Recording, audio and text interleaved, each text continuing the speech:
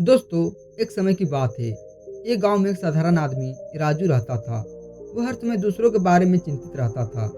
उनके कामों, उनके फैसलों और उनके जीवन की हर छोटी-छोटी बातों पर उसकी नज़र रहती थी।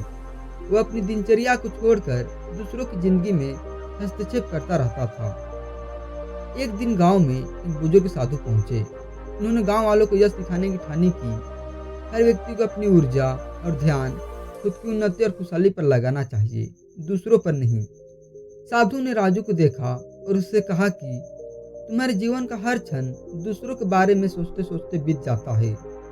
तुम कभी अपनी खुद की इच्छाओं और सपनों पर ध्यान नहीं देते। राजू ने जवाब दिया, मैं हमेशा दूसरों की मदद करने की कोशिश करता हूँ।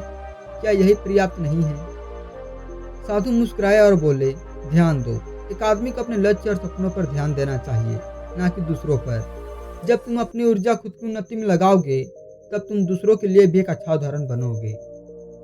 फिर साधु ने राजू को एक कहानी सुनाई। एक समय की बात है, एक बड़ा तालाब था जिसमें बहुत सारी मछलियाँ और एक छोटी सी कछुआ रहती थी। तालाब की सभी मछलियाँ छोटी मोटी बातों में उलझी रहती थी और वे सोचती थी कि कैसे वे अपने साथी मछलियों की बातों पर ध्यान दें। वहीं दूसरी ओर कछुआ हमेशा अपनी यात्रा और अपने सपनों पर ध्यान देता था। उसने सोचा था कि वह एक दिन विशाल समुद्र देखेगा। कछुआ अपने मेहनत और समर्पण से एक दिन समुद्र तक पहुंचने में सफल हो गया। उसकी कहानी तालाब में फैल गई और सबने सीखा कि खुद पर ध्यान देना और अपने सपनों की ओर बढ़ना कितना महत्वपूर्ण है।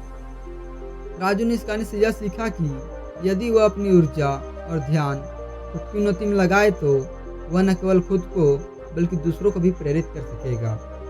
इस प्रकार राजू ने अपनी आदतों को बदला और अपनी इच्छाओं और लक्ष्यों पर ध्यान देना शुरू किया। इसके परिणाम स्वरूप वह न केवल खुद को बेहतर महसूस करने लगा, बल्कि उसकी सकारात्मक ऊर्जा ने गांव वालों को भी प्रभावित किया।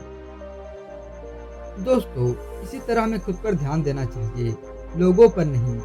अपने सपनों और लक्ष्यों पर ध्यान केंद्रित करना चाहिए। यही सबसे अच्छा तरीका है दूसरों की मदद करने का।